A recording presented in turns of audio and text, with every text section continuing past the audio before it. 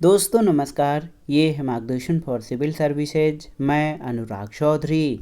दोस्तों विभिन्न प्रतियोगी परीक्षाओं के सामान्य ज्ञान और सामान्य अध्ययन के महत्वपूर्ण प्रश्नों के क्विक रिवीजन के अंतर्गत इस वीडियो में प्रस्तुत है सामान्य विज्ञान के अंतर्गत जीव विज्ञान यानी बायोलॉजी से संबंधित महत्वपूर्ण प्रश्नों का भाग 1, जो आपके आगामी विभिन्न परीक्षाओं जैसे यूपीपीसीएस प्रारंभिक परीक्षा, आरओ यानी समीक्षा अधिकारी, सहायक समीक्षा अधिकारी, लोअर पीसीएस और अन्य राज्य लोक सेवा आयोगों जैसे उत्तराखंड, बिहार, राजस्थान और एमपीपीसीएस द्वारा आयोजित परीक्षाओं के सामान्य अध्ययन खंड के लिए बहुत ही उपयोगी है।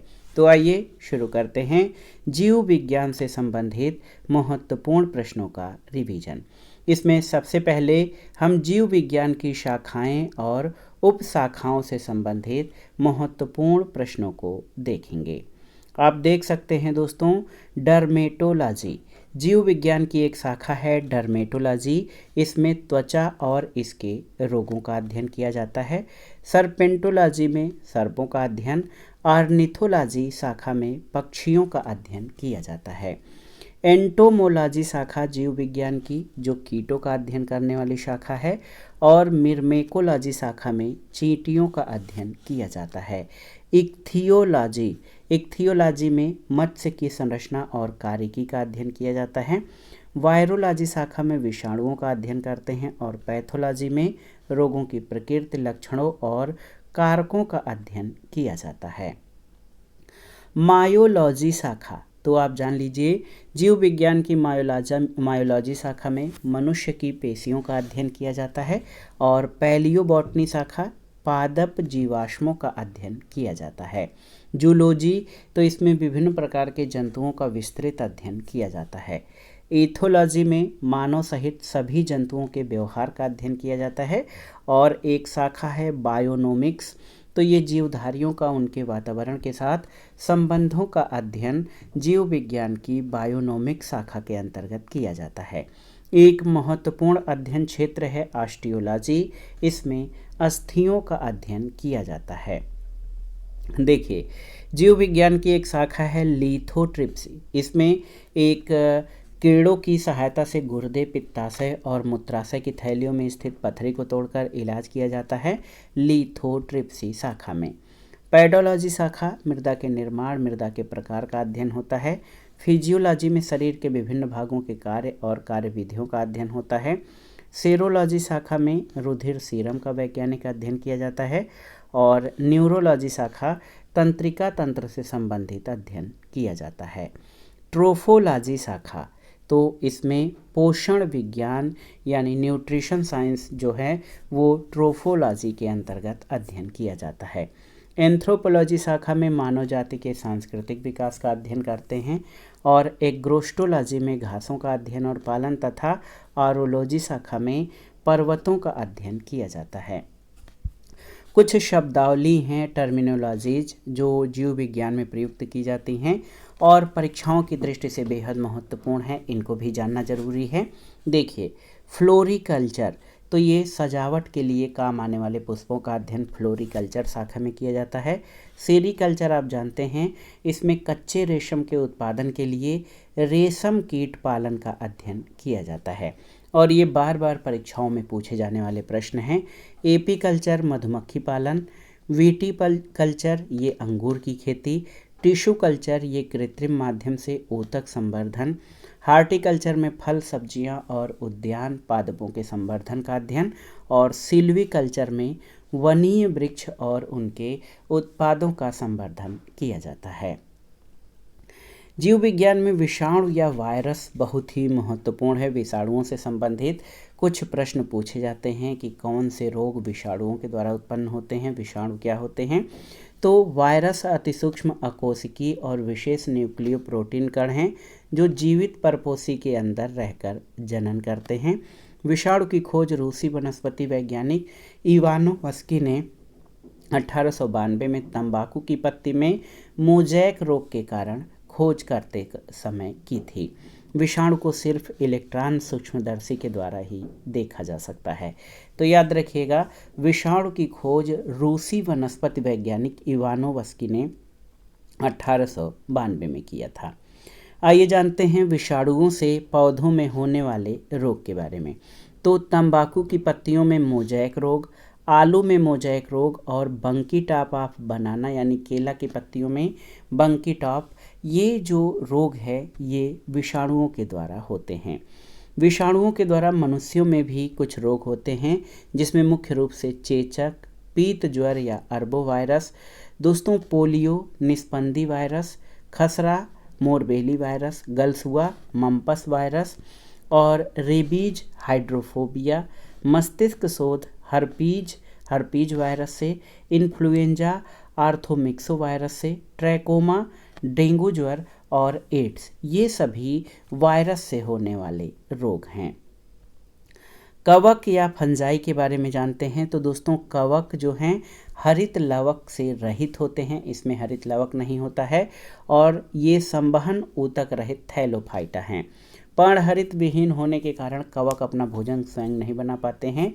इसमें संचित भोजन ग्लाइकोजन के रूप में रहता है। इनकी कोशिका भित्ति काइटिन की बनी होती है। अब आइए जानते हैं जंतुओं में कवक से होने वाले प्रमुख रोगों के बारे में।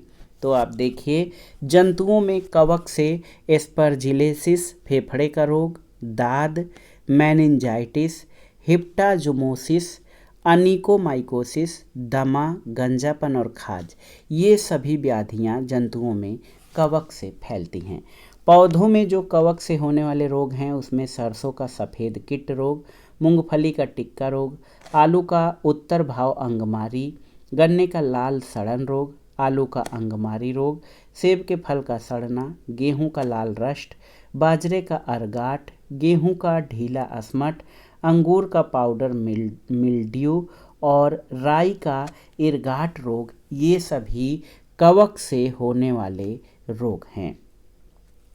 जीवाणु या बैक्टीरिया के बारे में जान लेते हैं। दोस्तों जीवाणु जो हैं ये हरित लवक रहित एक कोशिकीय और बहुकोशिकीय प्रोकैरियोटिक सूक्ष्मजीव होते हैं। इनकी कोशिका भित्ति का रासायनिक संगठन पौधों की कोशिका के रासायनिक संगठन से बिल्कुल अलग होता है। दोस्तों जीवाणु कुछ लाभदायक होते हैं और कई जीवाणु हानिकारक होते हैं। लाभदायक जीवाणुओं के बारे में जानते हैं तो राइजोबियम, ये भूमि की उर्वरता की वृद्धि के लिए दलहनी फसलों की गांठों में पाया जाता है। लैक्टोबैसिलस जीवाणु, ये दूध से दही बनाने में कारगर होता है। एजेटोबैक्टर एसेटी, ये सिरका के निर्माण में, और माइकोकोकस कोंडिलेस, ये चाय की पत्तियों की क्यूरिंग के लिए लाभदायक जीवाणु हैं। हानिकारक जीवाणु आप देख सकते हैं, हानिकारक जीवाणुओं में क्लोस्ट्रोडियम बोट्यूलिनियम, ये भोजन को विषाक्त कर उसे संदूषित कर देते हैं। दोस्तों जीवाणुओं से पौधों में भी कई प्रकार के रोग होते हैं, जैसे सेब का अग्निनीरजा रोग, चावल का अंगमारी रोग, आलू का सैथिल रोग, नींबू का कैंकर रोग, गेहूं का टुंडू रोग और फलों में क्राउन गाल रोग, ये जीवाणुओं से होने वाले रोग हैं। अब आइए देखते हैं जीवाणुओं से पशुओं में कुछ रोग होते हैं, जैसे भेड़ में एंथ्रेक्स रोग और जानवरों का काला पैर रोग या ब्लैक फुट, ये जीवाणुओं से होने वाली व्याधि है। जीवाणुओं से मानव में भी कई रोग होते हैं, जैसे कोलोस्ट्रीडियम टिटेनी जीवाणु से टिटनेस, हेमोफिलपर्टूसिस से काली खांसी, माइकोबैक्टीरियम ट्यूबरकुलोसिस से तपेदिक या टीबी रोग, विब्रियो कॉलेरी से हैजा रोग और कोरिनोबैक्टीरियम डिप्थीरी जीवाणु से डिप्थीरिया रोग, बैसिलस पेस्टिस से प्लेग, डिप्लोकोकस न्यूमोनी से न्यूमोनिया रोग, साल्मोनेला टाइफी से टाइफाइड और माइकोबैक्टीरियम लेप्री से कोढ़ या कुष्ठ रोग होता है। और ये सभी जीवाणुओं द्वारा मानव में होने वाले रोग हैं। साइनोबैक्टीरिया या नील हरित शैवाल के बारे में भी बार बार परीक्षाओं में प्रश्न पूछे जाते हैं। आप देख सकते हैं दोस्तों, नील हरित शैवाल या ब्लू ग्रीन एल्गी एक प्रकार का जीवाणु है। इन्हें साइनोबैक्टीरिया के नाम से जाना जाता है। साइनोबैक्टीरिया को पृथ्वी का सफलतम जीवधारियों का समूह माना गया है।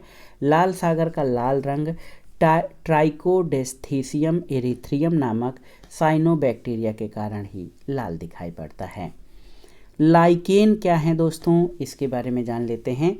तो लाइकेन थैलोफाइटा प्रकार की वनस्पति है और ये कवक और शैवाल दोनों से मिलकर बनी है। लाइकेन में कवक और शैवालों का संबंध परस्पर सहजीवी जैसा होता है और लाइकेन वायु प्रदूषण के संकेतक होते हैं। जहाँ वायु प्रदूषण अधिक होता है वहाँ लाइकेन नहीं उगते हैं। पेड़ों की छालों पर उगने वाले लाइकेन को कोर्टिकोल्स और खाली चट्टानों पर उगने वाले लाइकेन को सैक्सीकोल्स कहते हैं। आइए कुछ एक बीजपत्री के प्रमुख कुल और पौधों के बारे में जान लेते हैं। एक बीजपत्री दोस्तों, ग्रैमिनी कुल में जई, गेहूँ, मक्का, चावल, गन्ना, बाजरा, ज्वार और जौ ये ग्रैमिनी कुल के अंतर्गत आने वाले एक बीजपत्री प्रकार के पौधे हैं। कुल लिलिएसी के अंतर्गत प्याज, लहसुन और सतावर आते हैं और पाल्मी कुल के अंतर्गत खजूर, नारियल, सुपारी और ताड़ ये सभी एक बीजपत्री के उदाहरण हैं। म्यूजेसी कुल में केला आता है।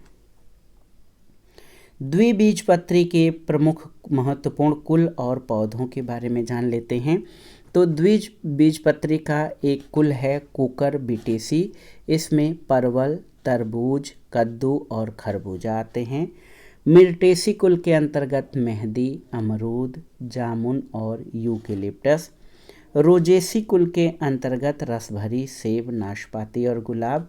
और अम्बेली फेरी कुल के अंतर्गत जीरा, लौंग, धनिया, गाजर और सौंफ ये सभी द्विबीजपत्री पौधे हैं। इसी तरह कुल सोलोनेसी के अंतर्गत तंबाकू, आलू, बैगन, टमाटर, लाल मिर्च, धतूरा। कंपोजिटी के अंतर्गत गेंदा, गुलदाउदी, सूरजमुखी, सलाद, जीनिया ये सभी द्विबीजपत्री के अंतर्गत आते हैं। रूटेसी कुल में दोस्तों याद रखिएगा नींबू, संतरा और मौसमी ये रूटेसी कुल के द्विबीजपत्री पौधे हैं। और कूसी फेरी कुल के अंतर्गत फूलगोभी, मूली, सरसों और सलगम आते हैं। कुल मालवेसी के अंतर्गत कपास, भिंडी और गुड़हल ये द्विबीजपत्री पौधों में शामिल हैं। आइए अब पादप हार्मोन से संबंधित महत्वपूर्ण तथ्यों को देख लेते हैं जो परीक्षाओं के लिए बहुत ही उपयोगी हैं। दोस्तों, पौधों की जैविक क्रियाओं के बीच समन्वय स्थापित करने वाले रासायनिक पदार्थ को पादप हार्मोन या फाइटो हार्मोन कहते हैं। प्रमुख पादप हार्मोन्स के बारे में जान लेते हैं। ऑक्सिन, जिब्रेलिन्स ये जटिल कार्बनिक यौगिक होते हैं। साइटोकाइनिन ये क्षारीय प्रकृति के होते हैं। एबिसिक एसिड ये वृद्धिरोधी होते हैं। एथिलीन ये गैसीय रूप में पाया जाने वाला हार्मोन है। और फ्लोरोजिन्स ये फूल खिलाने वाले हार्मोन हैं जो कि पादप हार्मोन के अंतर्गत आते हैं।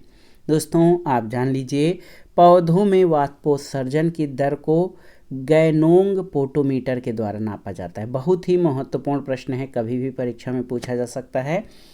याद रखिएगा पौधों में वाष्पोत्सर्जन की दर को गैनोंग पोटोमीटर के द्वारा नापा जाता है। नींबू का लिटिल लीफ रोग ये कॉपर की कमी से होता है। मटर का मार्स रोग मैग्नीज की कमी से होता है। धान का खैरा रोग जिंक की कमी से। फूल गोभी का विपटेल रोग मालिब्डेनम की कमी से होता है। और पत्तियों में हरिमहीनता रोग कैल्शियम, मैग्नीशियम और मालिब्डेनम की कमी से होता है। नींबू का एक लिटिल लीफ रोग है, वो कॉपर की कमी से आप जानते हैं। नींबू में एक डाईबैक रोग होता है, ये भी कॉपर की कमी से होता है। आम का लिटिल लीफ रोग जस्ता यानी जिंक की कमी से होता है। और चुकंदर में हट राट रोग ये बोरान की कमी से होता है। आंवले में एक निक्रोसिस रोग होता है, ये भी बोरान की कमी से। और आलू में एक ब्लैक हार्ट राट रोग होता है जो कि आलू के अंदर काला पड़ जाता है। ये स्टोरेज यानी भंडारण में ऑक्सीजन की कमी से आलू का ब्लैक हार्ट रोग होता है। शलजम में वाटर कोट रोग ये मैग्नीज की कमी से होता है। अब वर्गीकी या जो टैक्सोनॉमी है उसके बारे में जान लेते हैं। दोस्तों, जीव विज्ञान की वो शाखा जिसके अंतर्गत जीव जंतुओं को उनकी समानताओं और असमानताओं के आधार पर छोटे बड़े समूहों में बांटा जाता है उसे वर्गीकी कहते हैं। जैसे संघ प्रोटोजोआ। संघ प्रोटोजोआ की विशेषताओं में देखिए, इस संघ के जंतुओं में कोई ऊतक या अंग नहीं होता। इनका शरीर नग्न या पोलिकिल द्वारा ढका होता है। इस संघ के अंतर्गत amoeba, Entamoeba histolytica, Entamoeba coli, Plasmodium, Euglena आदि जीव आते हैं। दूसरा जो महत्वपूर्ण संघ है संघ पोरीफेरा, तो आप जान लीजिए संघ पोरीफोरा के जो जीव हैं बहुकोशिकीय जलीय जीव होते हैं। ये साधारणतया चट्टान या किसी ठोस पदार्थ पर रहते हैं। इनकी आकृति अनियमित, बेलनाकार, अंडाकार या शाखानुमा होती है। और पोरीफेरा संघ के जंतुओं में ऊतक नहीं होते हैं शरीर में, और इस श्रेणी के अंतर्गत साइकन, हाइनोलेमा, यूस्पांजिया, अस्पंजिया, यूप्लेक्टेला आदि जंतु आते हैं।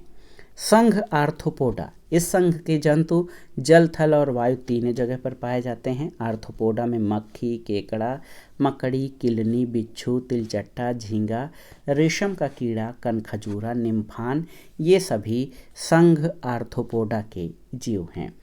मोलस्का संघ से आप सभी परिचित हैं। मोलस्का संघ के अधिकांश जीव समुद्री होते हैं, लेकिन कुछ स्वच्छ जल और स्थल पर भी पाए जाते हैं। इसमें Nautilus, Octopus, Doris, Dentalium, Chiton Pila, Helix, Sepia, ये सभी मोलस्का संघ के जीव हैं।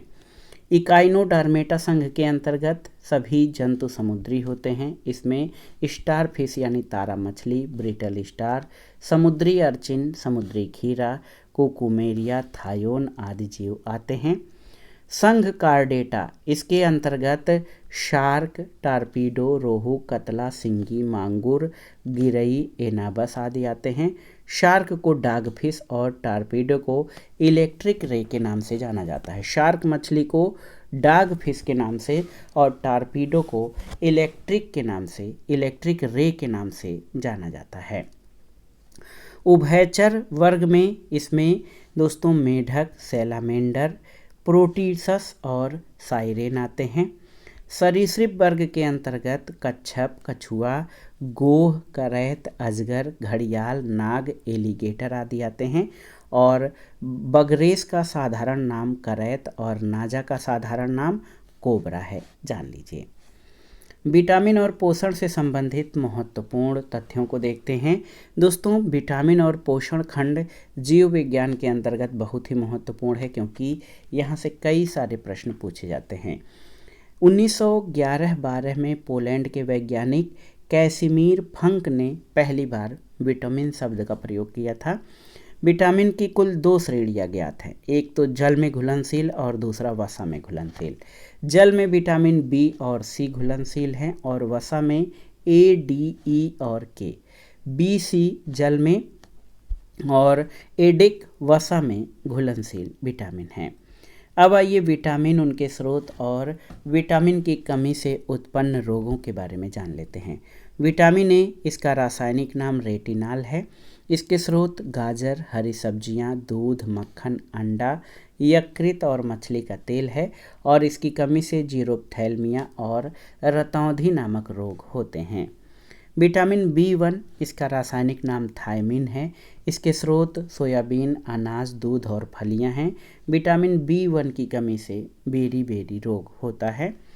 विटामिन B2, इसका रासायनिक नाम राइबोफ्लेविन है। ये अंडा, पनीर, मांस, ईस्ट, हरी पत्तेदार सब्जियों में पाया जाता है।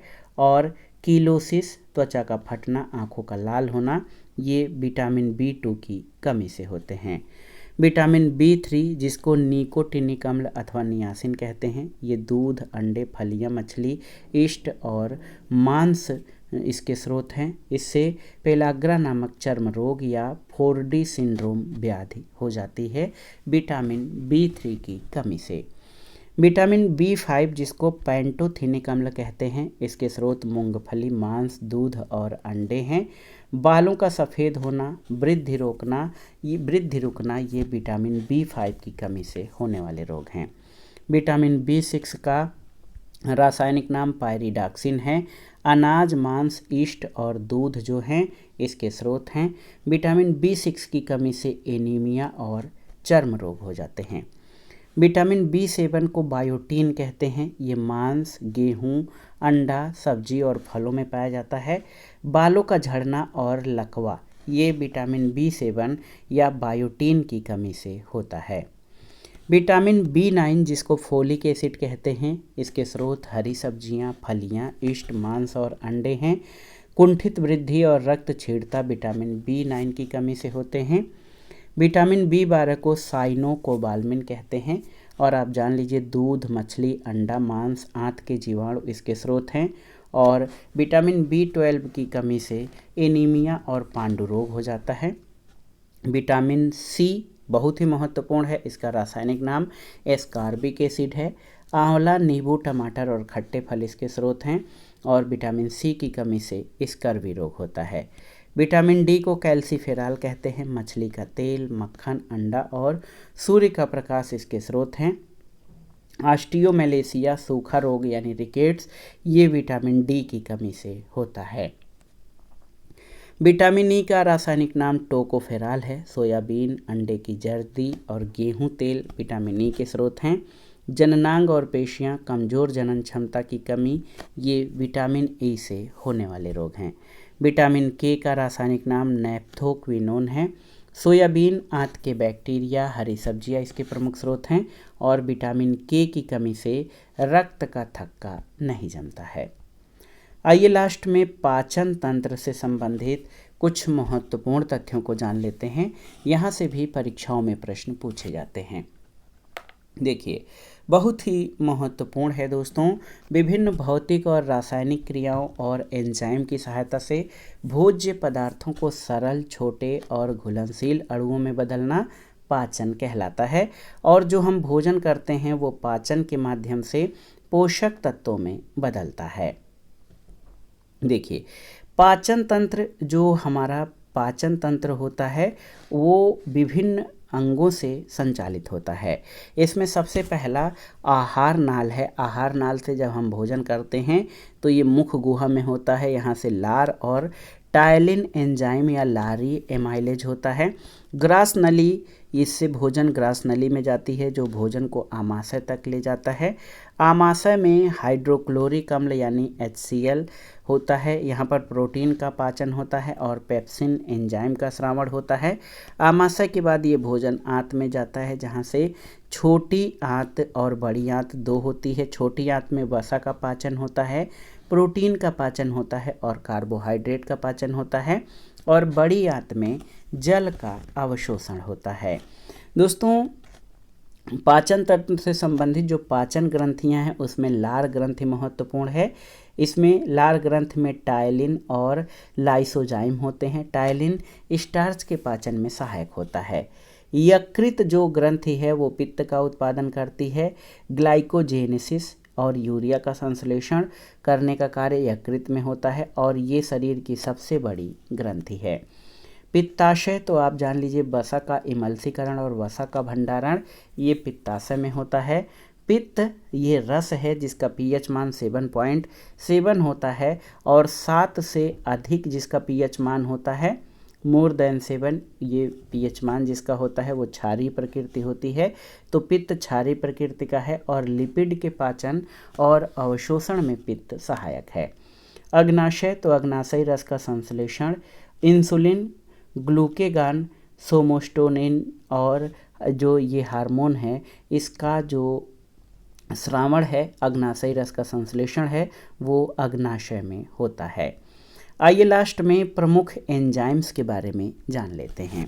सुक्रोज, तो ये सुक्रोज को ग्लूकोज और फ्रैक्टोज में परिवर्तित करता है।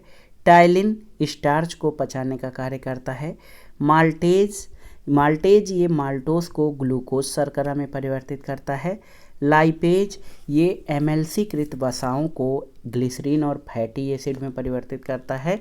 लैक्टेज ये लैक्टोज को ग्लूकोज और गैलेक्टोज में परिवर्तित करता है। और इरेप्सिन एंजाइम ये शेष प्रोटीन और पेप्टोज को एमिनो अम्ल में परिवर्तित करता है। तो दोस्तों ये था आज का वीडियो। विभिन्न प्रतियोगी परीक्षाओं के सामान्य ज्ञान और सामान्य अध्ययन खंड के लिए सामान्य विज्ञान के अंतर्गत जीव विज्ञान के महत्वपूर्ण प्रश्नों का क्विक रिवीजन। इसमें हमने केवल एग्जाम फोकस्ड अध्ययन सामग्री को शामिल किया है। आप इसको दोहरा लीजिए, इसको रिवाइज कर लीजिए, ताकि जब ये प्रश्न परीक्षाओं में पूछे जाएं तो आप उनको सही सही अटेम्प्ट कर सकें। दोस्तों वीडियो आपको कैसा लगा हमें कमेंट बॉक्स में ज़रूर बताइएगा। वीडियो को लाइक करें, शेयर करें और इस चैनल मार्गदर्शन फॉर सिविल सर्विसेज को सब्सक्राइब करें। वीडियो देखने के लिए धन्यवाद दोस्तों। नमस्कार।